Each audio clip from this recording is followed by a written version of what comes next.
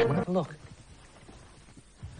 Take a piece of card, preferably black, and fold it in half, and then mark a point roughly in the middle of one of the sides like that, and then pierce a hole in it. And the best way of doing that is to place some blue tack down underneath it and just poke a pair of scissors through the card and into the blue tack. And you notice what I've done here is I've even taped up the scissors for safety's sake. I'm just making a nice hole in the cardboard like that. Pull the scissors out, take the blue tack away, and you have something that looks like that. I'm just going to put that to one side for a moment.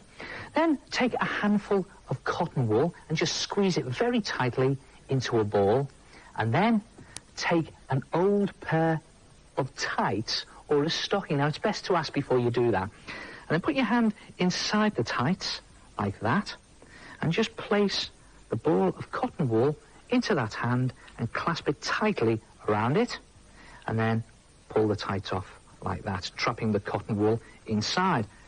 And the best way to trap it is just to turn it a couple of times at the end like that, and then pop an elastic band over the edge. Now I just have to turn that a couple of times like that to make it nice and tight. There it is. And then I'm just going to trim off the excess tights like that. And you have something that looks like that. And then just turn it round and just pull some of the cotton wool through the tights like that and just tweak it into a sort of peak, or dare I say, a nose. And then place it in your hand and take a felt tip pen and draw on two eyes, one there and one there. And you might have to just press your pen in so that the ink soaks into the cotton wool. And underneath the nose, a little mouth there again. And again, you may just have to go over it a couple of times so that the ink will take into the cotton wool. And there it is, a little face. And then bring in your cardboard and just poke the back of the tights and the elastic band bit through the back of the card like that, just pulling it through at the back. Just turn it round to face the front. And what is it? I don't know. But there's a whole family of them over there. There's Mum and Dad, and next to them are the grandparents. And I've put some cotton wool on there for their hair, and I've even tied some cotton around their nose and pulled it tightly and sort of puckered their faces. And next to them is a little baby, I think. And what do you do with them? I don't really know, but I can't stop making them. He was the first, then I did a few more, and then they just sort of took over. Try it yourself. Whatever they are. Oh, those are very silly indeed. Whatever they are. Hello, it's me again, the head. Wrap a handful of cotton wool inside the boot of an old pair of tights, put an elastic band on, and then create a face. Make sure you ask about the tights, though, won't you? And, what are they? Well, if he doesn't know, how do you expect me to know?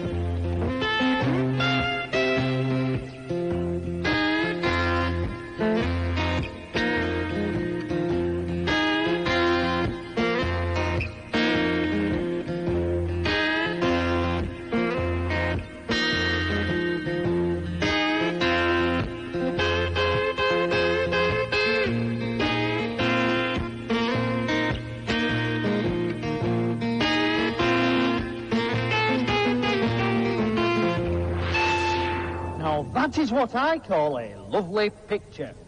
Hey, do you want to see my painting of the Black Knight? Well, go on then. There he is, the Black Knight at night.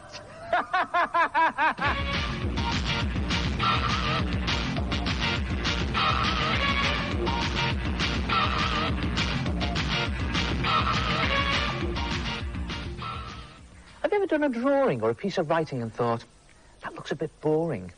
Brighten it up with a fancy border. Just take a 2p coin and place it in the four corners of your work and just very roughly go around it with a pencil. Now, the reason I'm using pencil here is because you can rub the pencil out later on. This is just a guide to start with. There it is, you've got like 4 circles at the corners of your work. Then take a 1p coin and draw smaller circles between those bigger circles. And again, I'm just doing it very rough here as a guide. And it's a good idea to leave a gap of about, well, at least 1 centimetre between each of your circles. You'll see why in a minute. And I often use pencil like this just to mark things in. So it's a good idea if you're doing a pen drawing, because you can rub the pencil out a little later on. I'm just doing this as a guide to start with. I'm doing 3 circles along the top between my corners, and 4 circles up or down the side. And there it is. And again, it doesn't have to be accurate. And you can see what's happening here. It's starting to build up a border. Then if I take a green felt tip pen and just go around these 4 corner circles, and again, it doesn't have to be perfect. You'll see why in a minute. And then watch this. If you start at the top of one of your corner circles and draw a line down to the bottom of the next circle and go around and then leave a gap. Very important that. I'll do that again. Top, bottom, gap. And it's a sort of rhythm really, isn't it? Top, bottom, gap, and then back to the corner. Now when you get to the corner, turn it like that on its side and go along one of the sides. So you start at the top again, bottom, gap, and keep going with the same rhythm all the way round again till you reach the other corner, and then turn it upside down, and again, top, bottom, gap, all the way round. And then finally, when you get to your last side, it comes together. Watch this. Top, bottom, gap, top, bottom, gap. I'll just do the last one slowly to remind you. Top, line to the bottom, around you go, and leave a gap. And there it is. You've sort of created a fancy border around your work. Now, you can stop there and rub the pencil out, or you can just add some dots either side of your lines like that, and you start to build up what looks like a vine leaf border. And you could even put in some coloured dots between your leaves, like that. And then, when you've finished it, it looks something like this. It's a sort of floral border. And you can use it to jazz up your work, your drawings or your writing, or just do it for fun. And you can even experiment with different size gaps between your circles. And what about using different colours?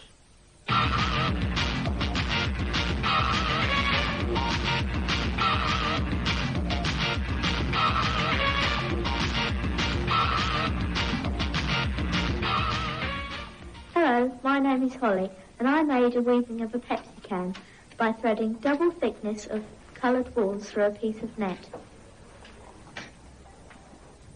Hello, my name is Andrew, and I did a volcano. I used a tapestry hood to hold my weaving in place. Ah, yes, that's a good art attack. Weaving pictures around garden netting. Now, it's that sort of cheap, flimsy netting that you can get from do-it-yourself stores or garden centres. And you can weave with almost anything.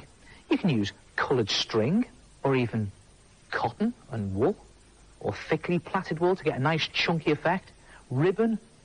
You could even use coloured strips of paper, or even this stuff, strips of plastic carrier bag. Now, I've got a lot of those there, and that's what I'm going to use.